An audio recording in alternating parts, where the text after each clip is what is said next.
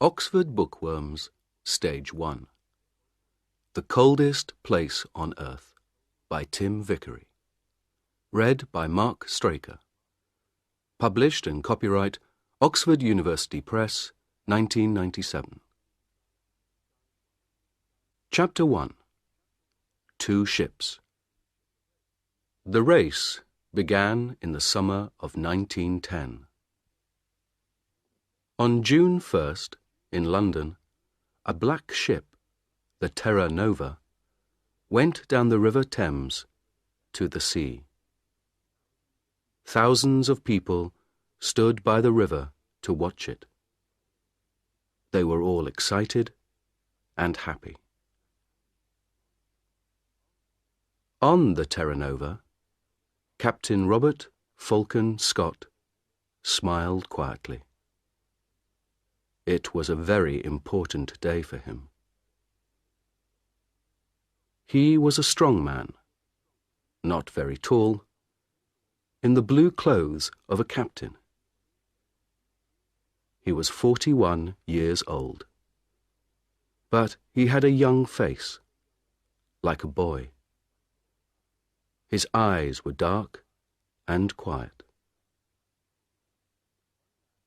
One man on the ship, Titus Oates, smiled at Scott. "What an exciting day, Captain," he said. "Look at those people. I feel like an important man." Scott laughed. "You are important, Titus," he said. "And you're going to be famous, too. We all are. Do you see this flag?" He looked at the big British flag at the back of the ship and smiled at Oates. "That flag is coming with us," he said. "In the Antarctic, I'm going to carry it under my clothes. We're going to be the first men at the South Pole, and that flag is going to be first, too." 5 days later, on June 6th, a man opened the door of his wooden house in Norway. He was a tall man with a long face. He waited outside the house for a minute. Everything was very quiet. He could see no houses, only mountains, trees, and water. It was nearly dark. The sky was black over the mountains. The man smiled and walked quickly away from the house, down to the sea. In the water, a big wooden ship waited for him. The man got onto the ship and talked and laughed quietly with his friends. The ship's name was Fram, and the man was Roald Amundsen. The Fram was the most beautiful ship on earth, Amundsen thought. His friends were the best skiers on earth, too. One of them, Olaf Bjaaland, smiled at him. "North Pole, here we come, Captain," he said. "Yes," Amundsen said. His friends could not see his face in the dark. "Fram is going to the Arctic." Everyone on the Fram was ready to go to the North Pole, to the Arctic. Amundsen wanted to go there too. But first, he wanted to go south. His friends didn't know that. At midnight, on June 6th, the Fram moved quietly away from Amundsen's house, out to sea.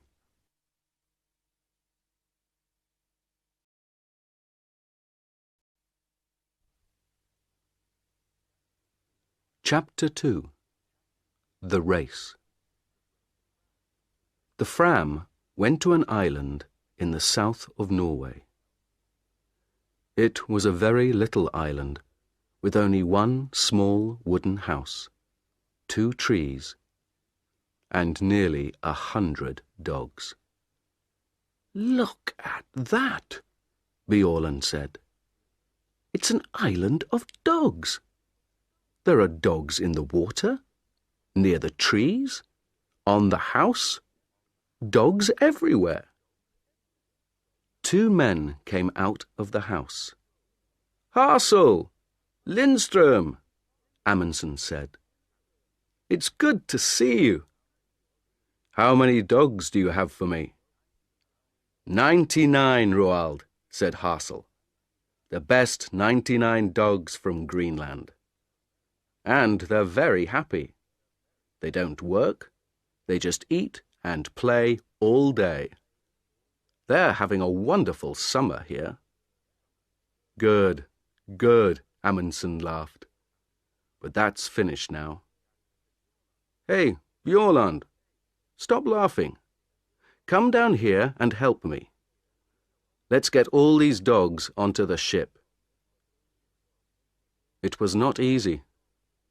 The dogs were fat and strong, and they didn't want to go on the ship. But at last, after 3 hours' hard work, all 99 were on the ship, and the Fram went out to sea again. The men were not happy. The weather was bad, the dogs were dirty, and some of the men were ill. They began to ask questions. "Why are we bringing dogs with us?" asked one man, Johansson.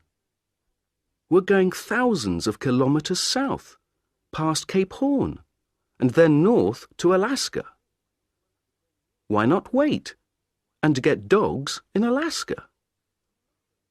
"Don't ask me," said his friend Helmer Hansson.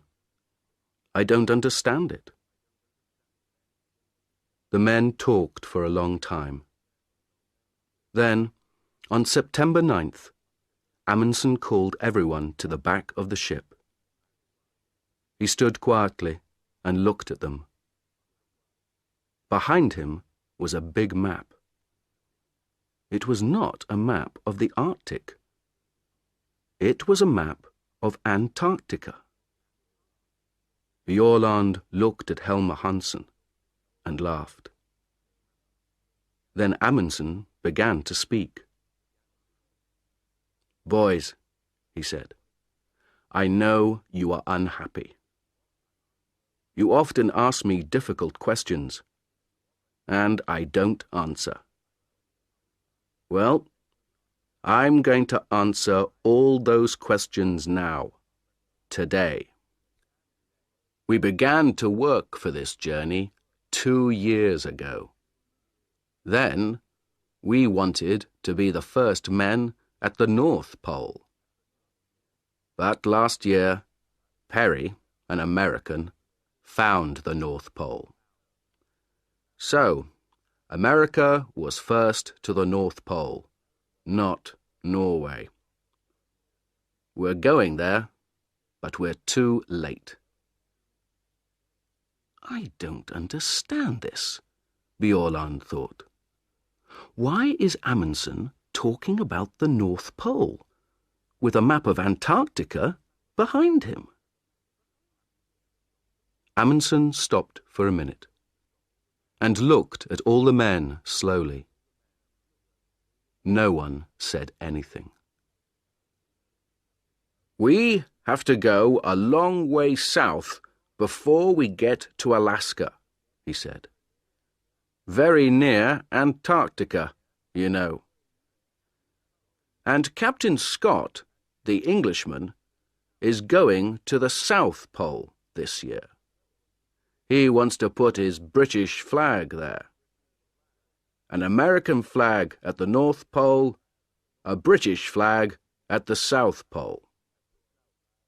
Bjaaland began to understand. He started to smile and couldn't stop. He was warm and excited. "Well, boys," Amundsen said slowly, "do we want the British to put their flag at the South Pole first? How fast can we travel? We have a lot of dogs, and some of the most wonderful skiers on earth. Bjørland here is the best in Norway. So, I have an idea, boys. Let's go to the South Pole and put the Norwegian flag there before the British. What do you say?" For a minute or two, it was very quiet. Amundsen waited, and the men watched him and thought. Then Bjørland laughed. "Yes," he said. "Why not? It's a ski race, isn't it? And the English can't ski. It's a wonderful idea. Of course. Let's go."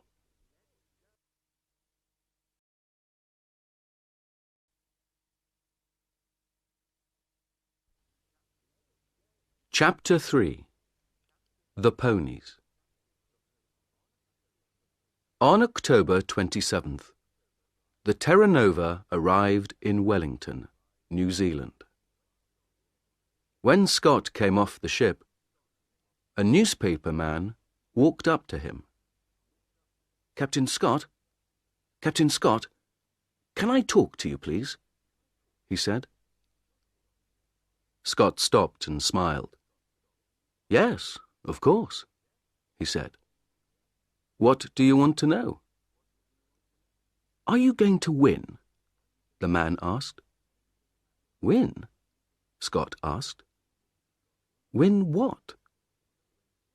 "Win the race to the South Pole, of course," the newspaper man said. "It's a race between you and Amundsen now. Look at this." He gave a newspaper to Scott. Scott looked at it. It said, "Fram races Scott to South Pole. We're going to win, says Amundsen." Scott's face went white. "Give me that," he said. He took the newspaper and read it carefully. The newspaper man watched him and waited. "Well, Captain Scott," he said at last, "who's going to win this race? Tell me that." Scott looked at him angrily. "This is stupid," he said. "It's not a race. I came here to learn about the Antarctic. I'm not interested in Amundsen or in races." Then he walked back onto his ship, with the newspaper in his hand. Later that day, he talked to his men. He gave them the newspaper and laughed. "It doesn't matter," he said. "We're in front of Amundsen. And we have more men and more money. He has only 8 men and a lot of dogs. I know about dogs. They don't work in the Antarctic. We have 16 men and the new motor sledges. They are much better. And tomorrow the ponies are coming. We need ponies, motor sledges, and good, strong British men. That's all. Forget about Amundsen. He's not important." Scott asked Oates to look after the ponies, but he did not let Oates buy them. When Oates first saw the ponies in New Zealand, he was very unhappy. Most of the ponies were old, and some of them were ill. "They're beautiful ponies, Titus," Scott said. "They come from China. They're wonderful ponies." Oates looked at them angrily and said nothing. Then he asked, "Where is their food, Captain?" "Here." Scott opened a door. Oates looked inside. He thought for a minute. "We need more food than this, Captain Scott. These ponies are going to work in the coldest place on earth. They need a lot of food. More than this." Scott smiled quietly. "We can't take more food on this ship, Titus. Where can we put it?" "But it doesn't matter, old boy. They're very strong ponies, you know. The best ponies on earth." Later that night, Oates wrote a letter to his mother. "There are 19 ponies on the Terra Nova now," he wrote. "All the ponies are in a small room at the front of the ship. We eat our food in the room under the ponies, so our table is often wet and dirty. Scott makes a lot of mistakes, I think. And Antarctica is a very dangerous place."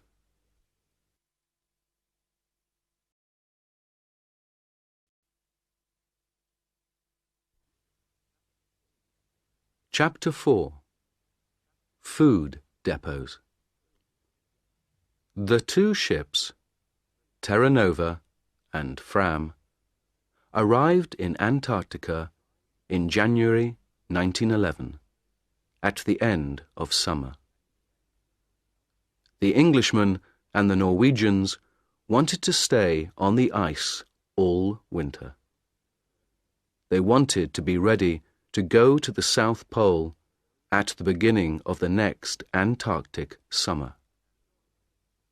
The dogs pulled the Norwegians' sledges.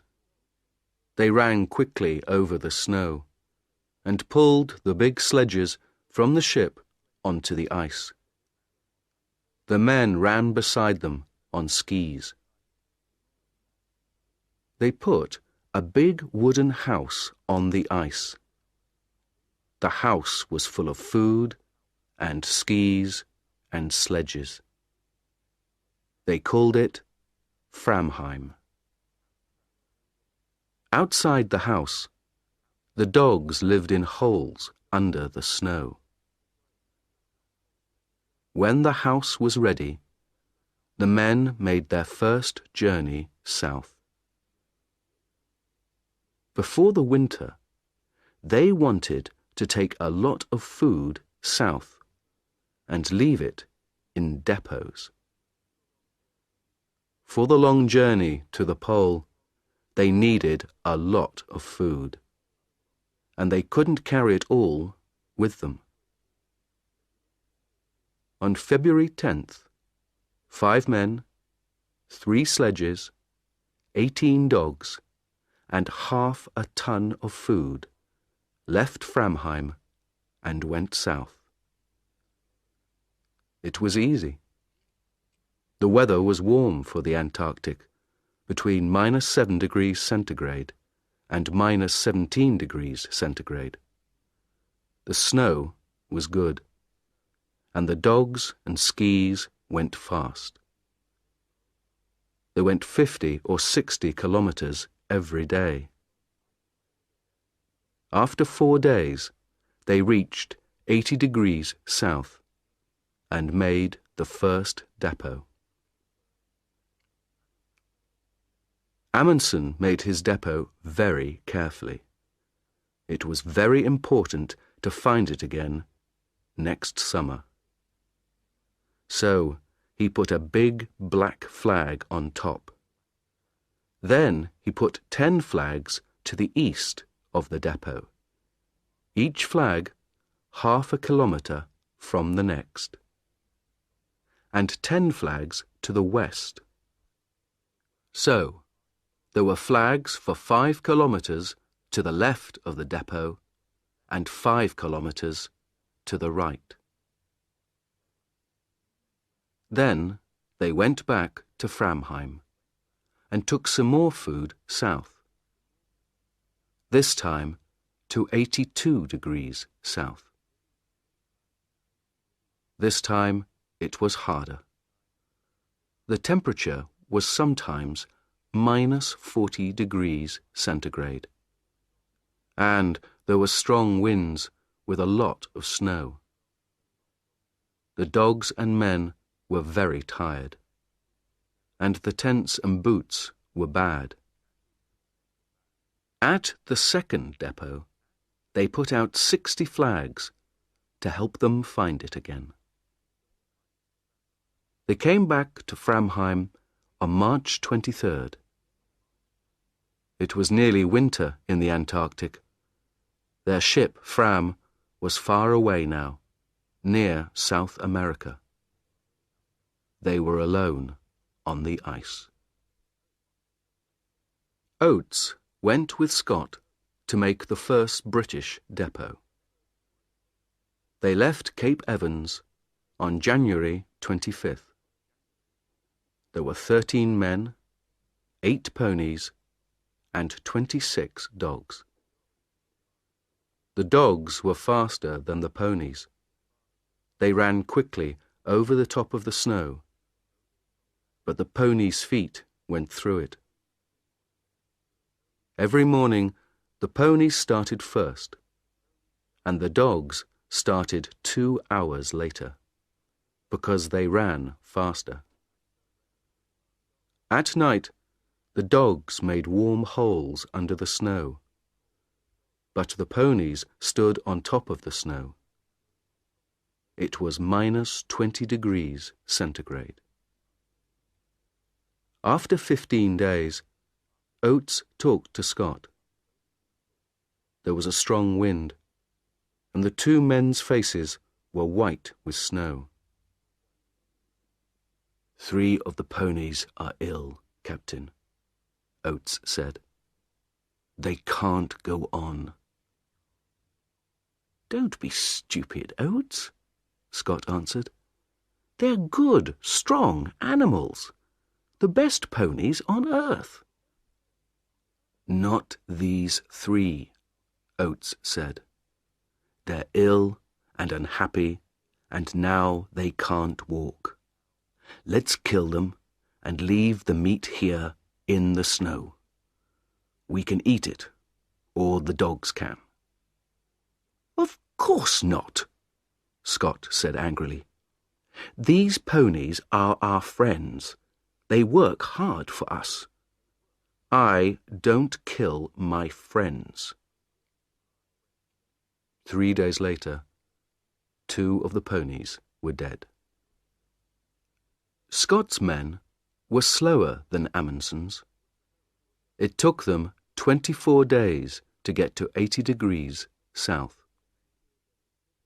They made a big depot there and put 1 large black flag on top of it. Then they went back to Cape Evans. Their camp was on an island in the ice, and the sea ice moved sometimes. There were holes in the ice and black seawater under it. One day, 7 ponies went through the ice into the sea and died. 1 motor sledge also went into the sea.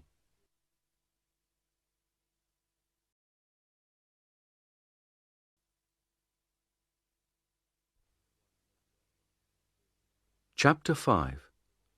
A long, cold winter. It was dark for 4 months.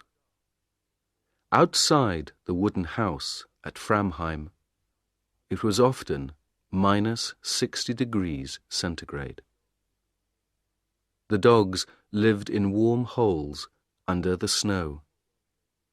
The men stayed in the house and worked in their rooms under the snow.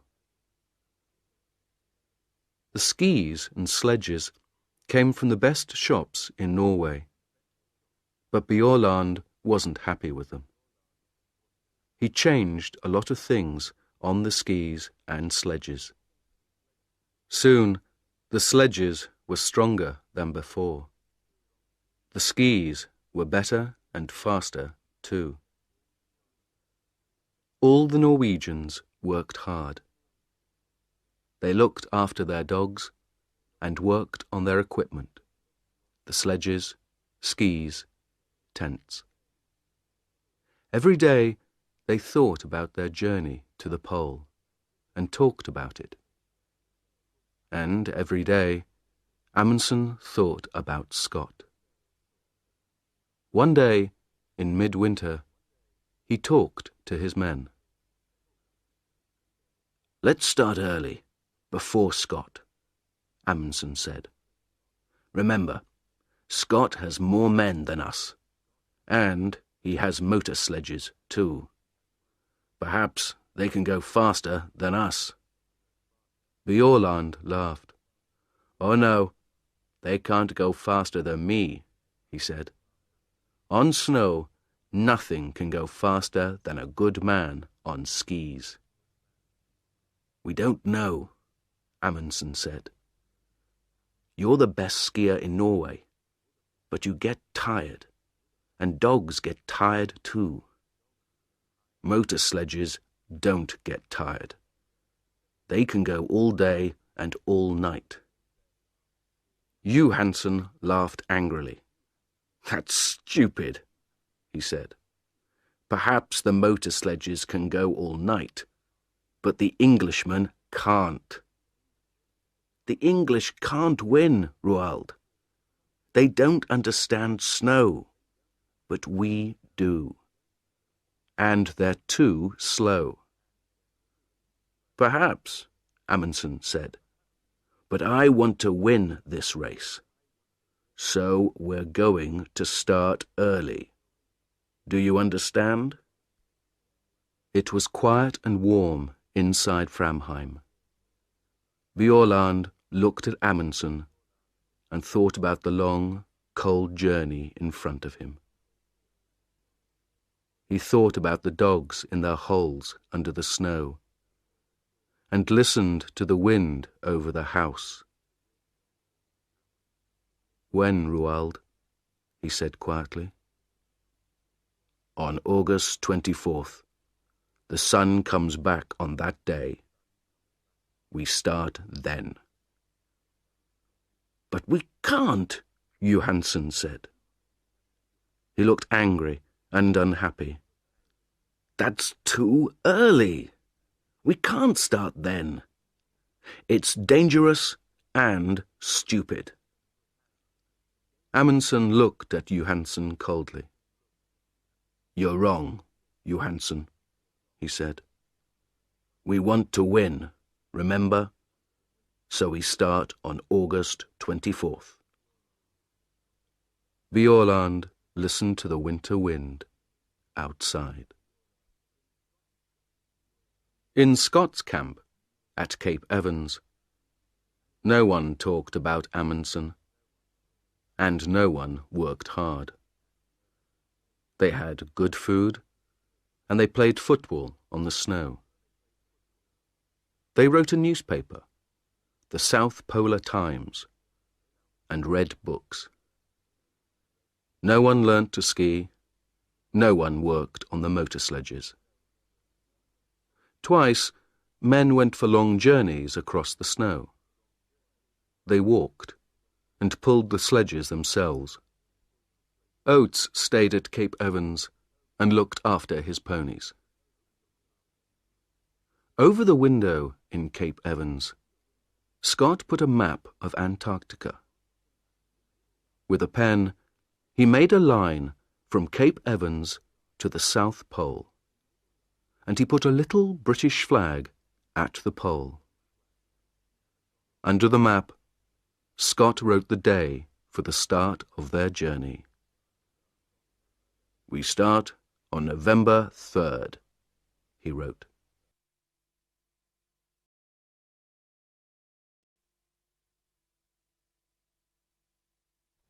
Chapter 6.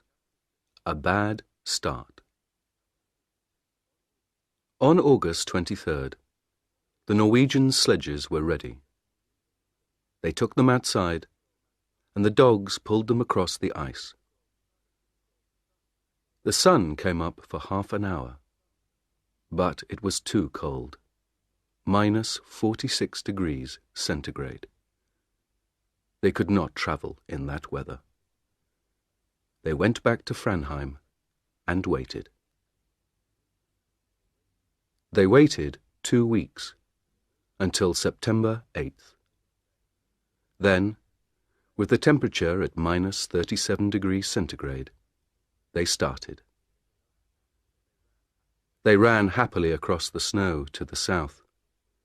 8 men, 7 sledges, and 86 dogs. Only Lindström, the cook, stayed behind in Framheim. At first, everything went well. They went 28 kilometers on Saturday and 28 kilometers on Sunday. It was easy.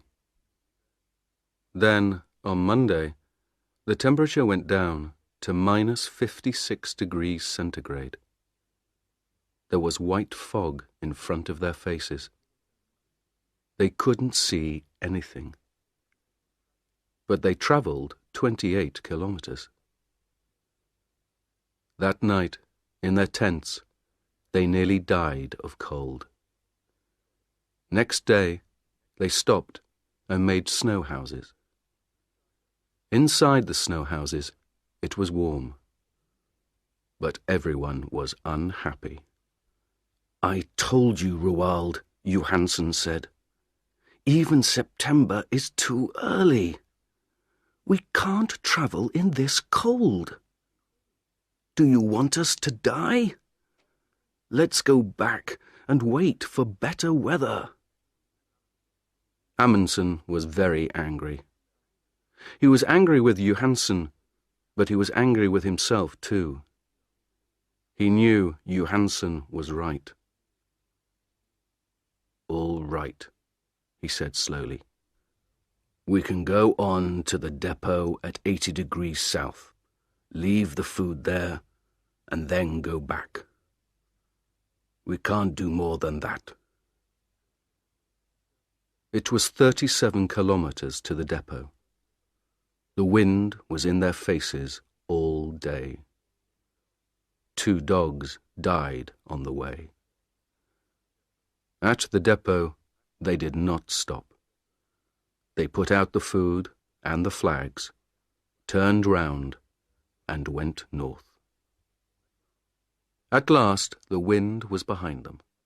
The dogs ran quickly, and the men sat on the empty sledges. They went faster and faster. It was like a race. Amundsen was on Wisting's sledge, and soon he, Wisting, and Hansen were 3 or 4 kilometers in front. Soon they were alone. They travelled 75 kilometers in 9 hours, and they reached Framheim at 4 o'clock that afternoon. Bjaaland arrived 2 hours later with 2 more men.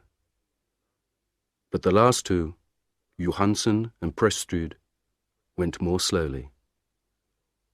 Their dogs were tired. Their feet were wet and cold. They had no food, and they were alone in the dark. The temperature was -51 degrees centigrade. They reached Framheim at midnight. Next morning, Johansen was angry. In front of everyone, he said, "You were wrong, Roald. September was too early. I told you, but you didn't listen. And then you left us alone, and we nearly died in the cold. You're a bad captain. I'm a better captain than you are." Amundsen was very angry. But at first he said nothing, because he knew that Johansen was right. Then, that evening, he gave a letter to Johansen. It said, "You aren't coming to the pole with me. When I go south, you can take some dogs and go east to King Edward VII's land. You can go with Prestrud and Stubberud. You can be the first men to go there, but not to the South Pole." The Norwegians stayed in Framheim and waited. They lay in bed, listened to the wind outside, and thought about Scott and his motor sledges.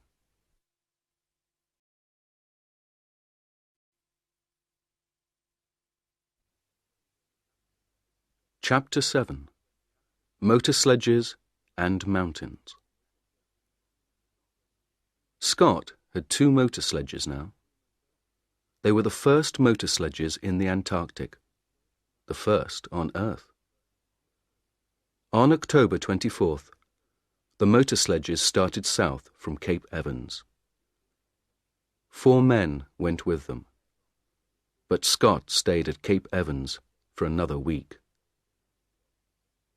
Oates was unhappy.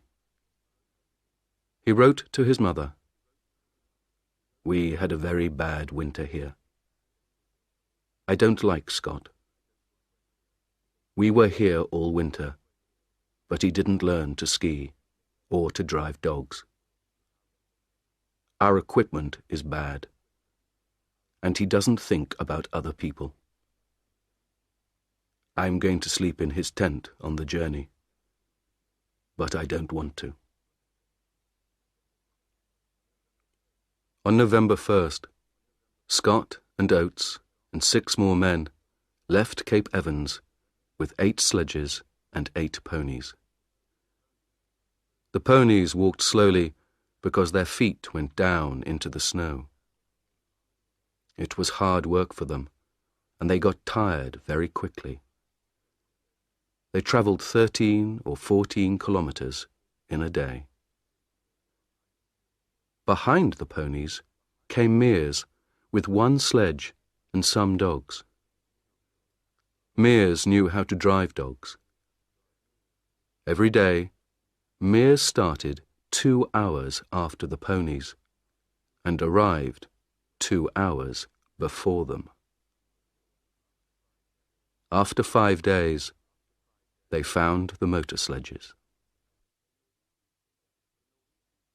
The Norwegians began again on October 20th. There were 5 men this time: Amundsen, Bjaaland, Wisting, Harsel, and Hansen. They had 4 sledges and 48 dogs. There was a lot of wind and fog. On the first day, Wisting's sledge suddenly stopped, and the back went down. "Come on, you dogs," he said angrily. "Pull, pull." At first, nothing happened. Then, slowly, the sledge moved again. Wisting looked down over the side of the sledge. Under the snow, there was a 50-meter hole. "Did you see that?" Amundsen said. "The ice wants to eat us. Men, dogs, sledges, everything." On the 4th day, they reached the depot at 80 degrees south. There was a bad snowstorm, but they found the flags easily. Next day, the men stayed in their tents, and the dogs played in their holes under the snow. They were all happy, They had a lot of food, they had good equipment, and they were warm. They could travel fast. Next morning, the snowstorm stopped, and the journey began again. Today, everything is wonderful, Bjaaland wrote in his diary. But where is Scott? In front of us or behind? There was no one with the motor sledges. They were broken. Scott looked at them angrily. "It doesn't matter," he said. "Teddy Evans and his men are in front of us. They're good men. They're pulling their sledges themselves. We can get to the pole on foot." Oates looked at Mears. Oates and the ponies were tired, but Mears and his dogs were not. The snow was home for them.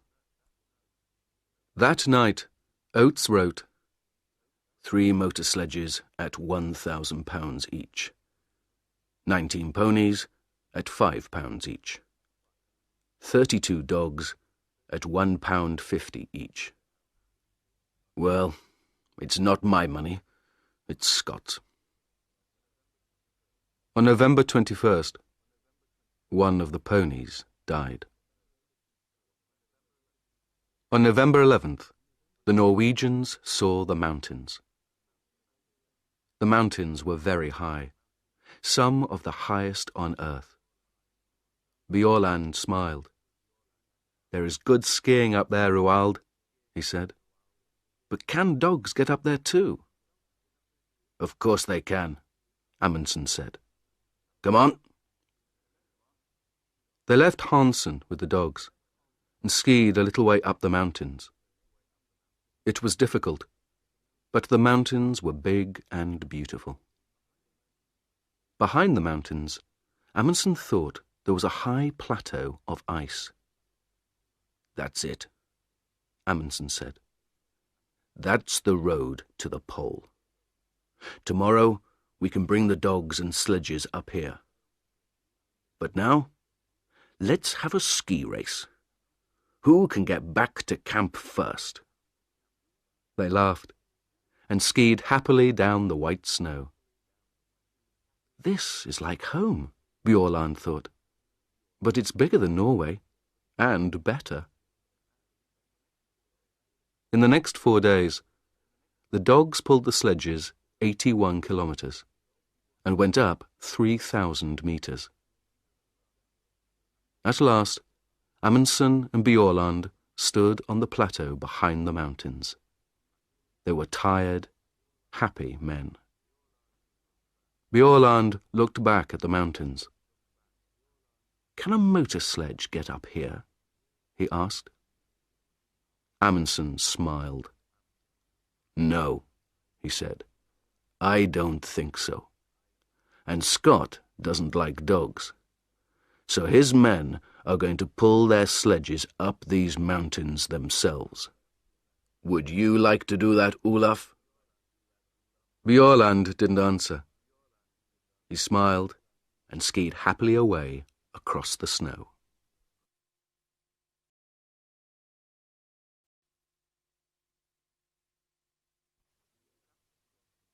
Chapter 8. Across the Plateau. On November 21st, the Norwegians killed 30 dogs. "They were happy," Amundsen said, "and now they're going to die quickly. We need 3 sledges and 18 dogs to go to the pole." When the dogs were dead, the other dogs ate them. The men ate them too. They were good friends, Bjaaland wrote in his diary. And now they are good food.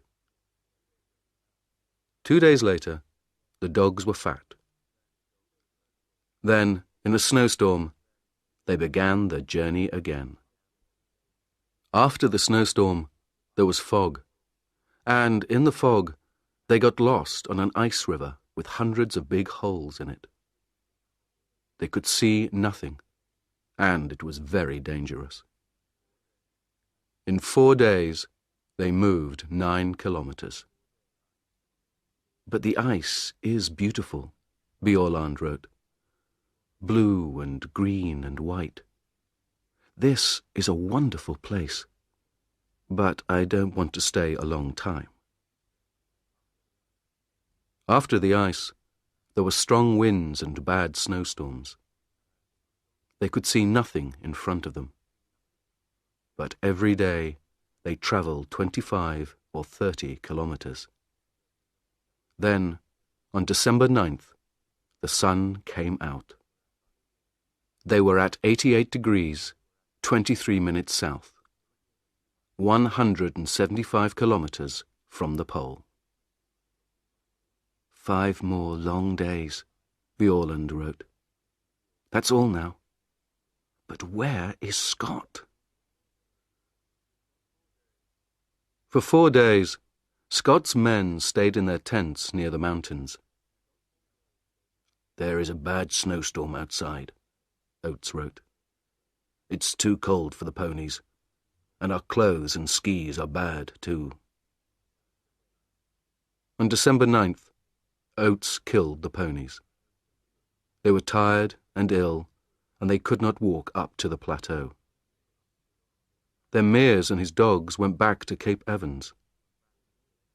We can pull the sledges ourselves, Scott said. We can do it. We're all strong men. There were 2 sledges and 8 men. They went 24 kilometers a day. On December 31st, Scott said to Teddy Evans and the men on the second sledge, You can't ski well. Leave your skis here. So they pulled their sledge 24 kilometers without skis. Next day, Scott went to Teddy Evans's tent. You're ill, Teddy, he said. You can't come to the pole.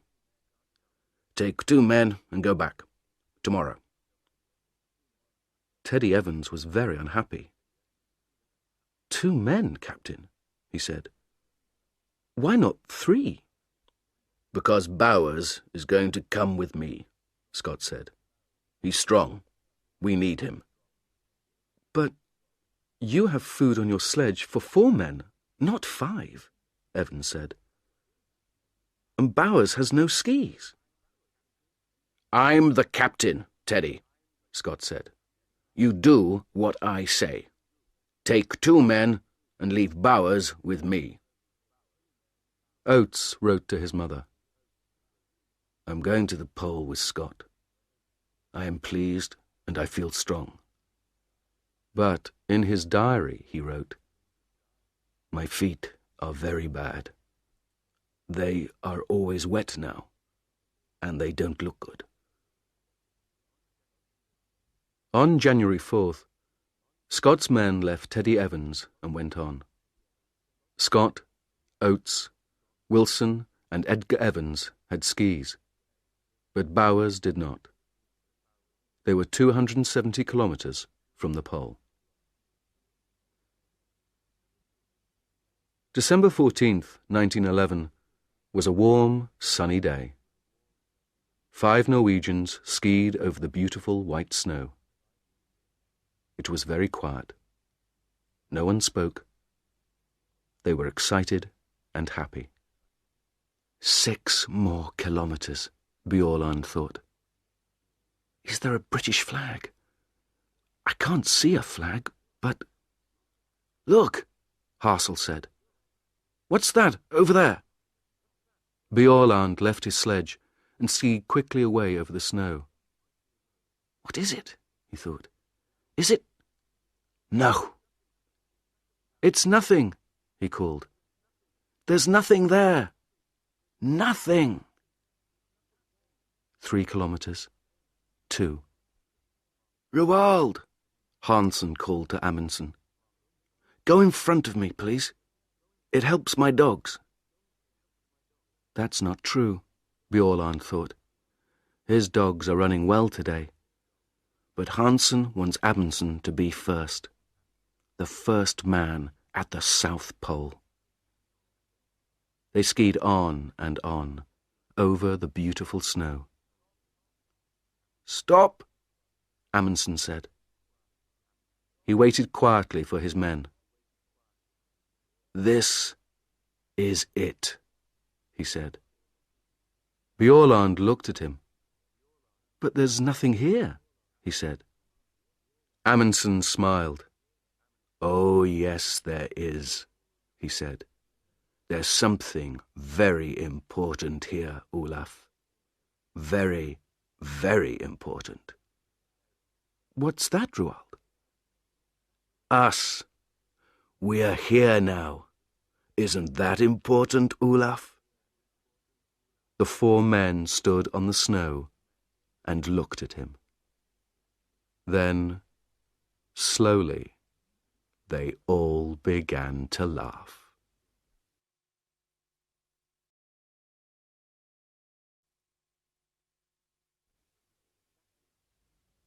Chapter 9. The End of the Race. The Norwegians stayed 2 days at the pole.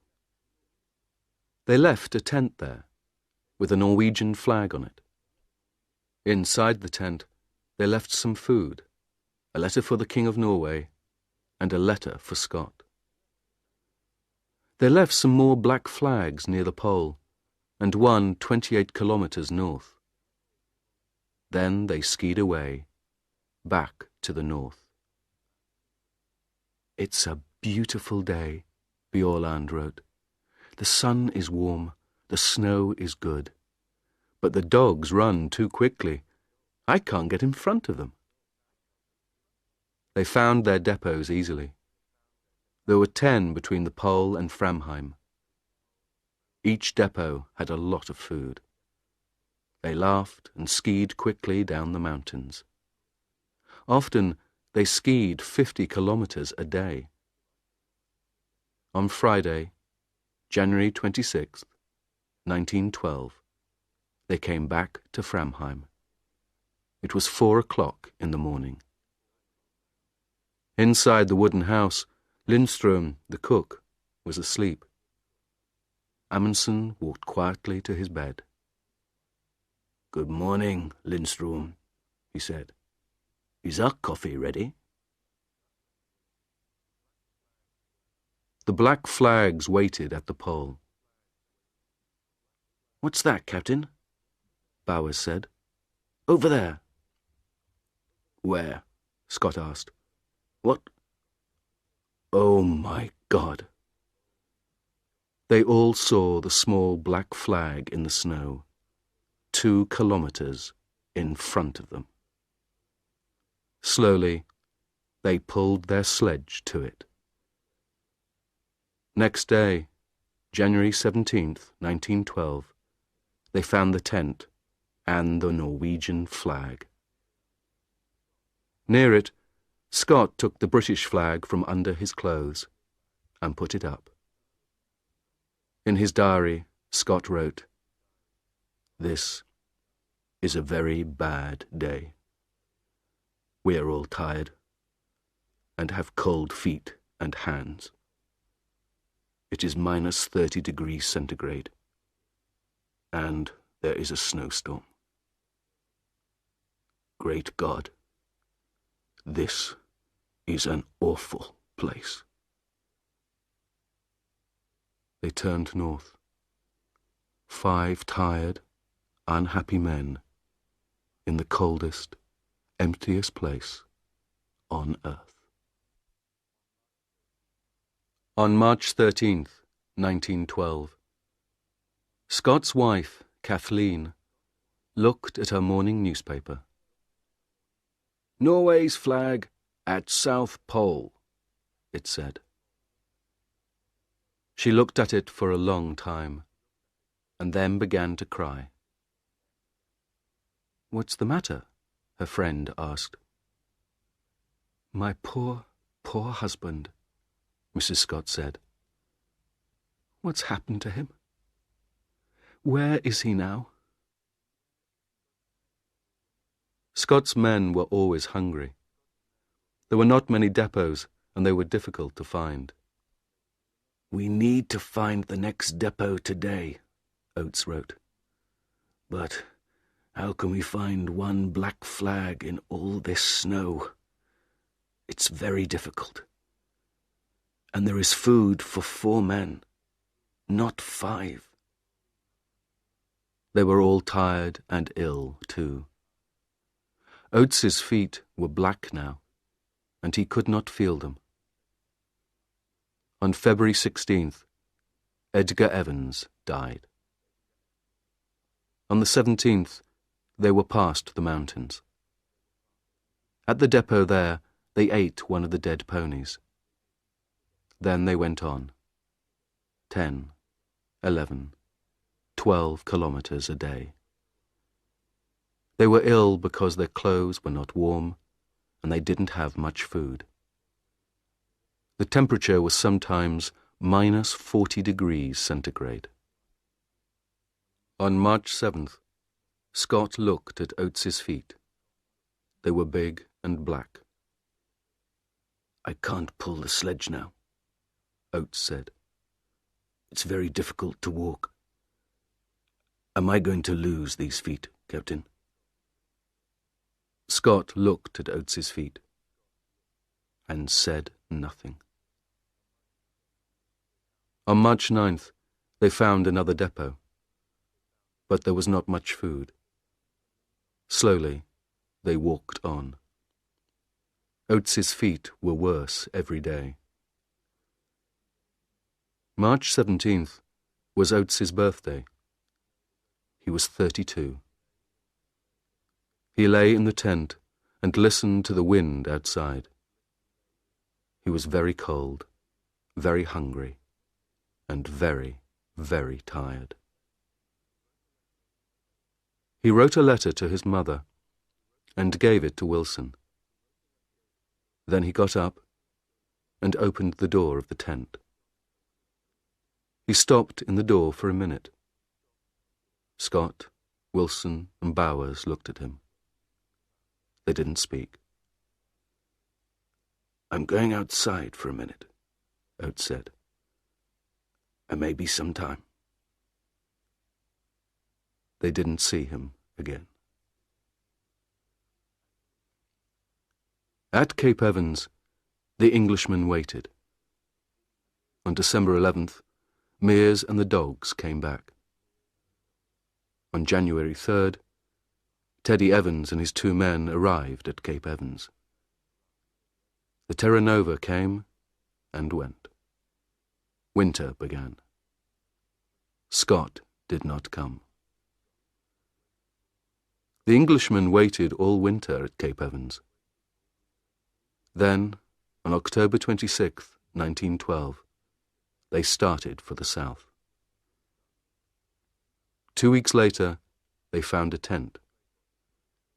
There were 3 bodies in the tent: Scott, Wilson, and Bowers. They put the bodies under the snow. Then they took the men's letters and diaries and went north to Cape Evans again. In Scott's diary, they read, "Oates died like a good Englishman. We all did. Please, remember us and look after our families. We did our best." No one found Oates's body, but he is there, somewhere, under the snow and the wind, in the coldest, emptiest place on earth.